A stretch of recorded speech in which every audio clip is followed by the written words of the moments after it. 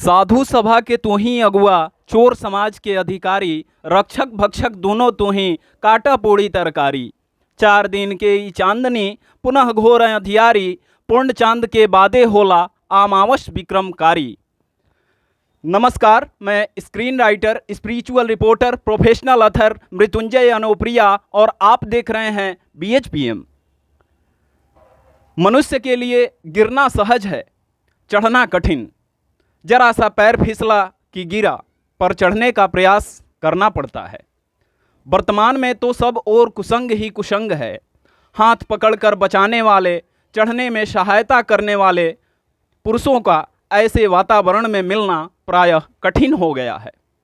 इस अवस्था में मनुष्य का पतन हो जाए तो कोई आश्चर्य नहीं है।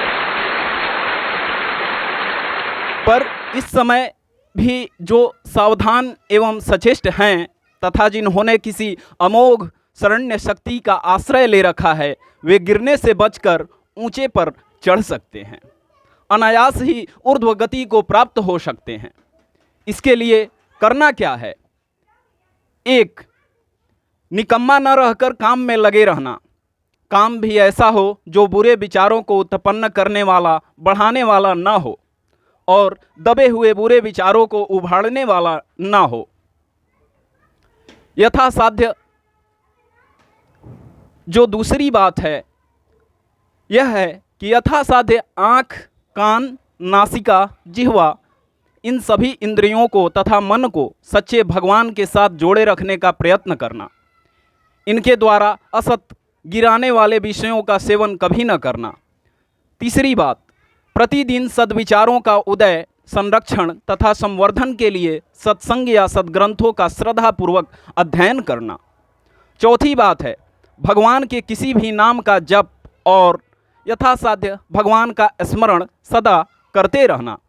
5वीं बात है, भगवान की अमोघ तथा अहेतुकी अनंत कृपा पर परम तथा अटल विश्वास करना। 6ठी बात है, जहाँ तक बने किसी से द्वेष नहीं करना, किसी का बुरा न चाहना, न करना, दूसरे के हित की बात सोचना, करना, मित्र भाव से बर्ताव करना, दुखी प्राणियों के दुख से निरंतर करुणा द्रवित रहना, अपराध करने वालों का भी मंगल चाहना और वे संत स्वभाव के बन जाएं, ऐसी सद्भावना करना तथा भगवान से प्रार्थना करना, दूसरों की निंदा ना करना। 7वीं बात है, अपने पास जो कुछ भी है उसे भगवान की वस्तु मानकर अभावग्रस्त प्राणी मात्र की सेवा में निराभिमान होकर यथा योग्य लगाते रहना। 8वीं और अंतिम बात है, भगवान सर्वशक्तिमान, सर्वलोक महेश्वर होते हुए भी परम सुहृद हैं, यह मानकर उनके अनन्य शरणार्थी बनना। मेरा ऐसा अनुभव है कि इन 8 बातों का पालन करने पर मनुष्य सहज ही उच्च स्तर पर पहुंच सकता है। याद रखना चाहिए, भगवत भाव तथा दैवी संपदा से युक्त होना ही उच्च स्तर पर चढ़ना है। धन अधिकार प्राप्त होना, यहाँ तक कि इंद्र का पद प्राप्त होना भी उच्च स्तर पर चढ़ना नहीं है। उच्च स्तर पर पहुँचा हुआ मनुष्य कृतार्थ हो जाता है। असुर तंत्र को मिटाने का साधन दैवी तंत्र की स्थापना है। श्रीमद् भगवत गीता के 16वें अध्याय में दैवी और आसुरी संपदाओं का वर्णन है। असुर मानव का सिद्धांत और लक्ष्य होता है इंद्रियों के भोगों की तृप्ति और उन्हें भोगना, साधन चाहे जैसा भी हो।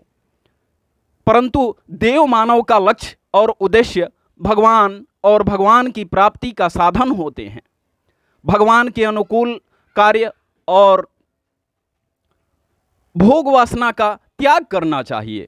देशभक्ति तो दूर, आजकल लोग अपनी कला को दूसरों को गिराने में लगाते हैं, तब देश कहाँ सामने रहता है? आज देश की यही स्थिति है और इसलिए देश में भ्रष्टाचार, अनाचार और अत्याचार फैल रहे हैं। इनके नाश का उपाय है आत्मसुख की इच्छा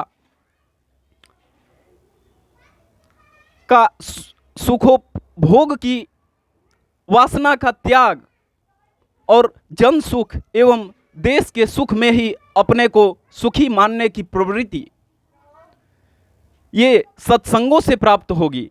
भगवान की कृपा से, अच्छे भाग्य से जब कभी देश में देश सेवकों की बुद्धि इस प्रकार व्यक्तिगत स्वार्थों को छोड़कर देश के स्वार्थ को अपना स्वार्थ मानने लगेगी और देश के कल्याणार्थ हर तरह के त्याग के लिए जब देशभक्त तैयार होंगे, तब अपने आप ही दैवी संपदा का प्रसार होगा और देवतंत्र का उदय होगा। आज के एपिसोड में इतना ही। आप लगातार बने रहें BHPM चैनल के साथ और मुझे दीजिए इजाज़त। आपसे हमारी फिर मुलाकात होगी एक ऐसी ही आध्यात्मिक प्रस्तुति के साथ। तब तक के लिए दीजिए इजाज़त। नमस्कार।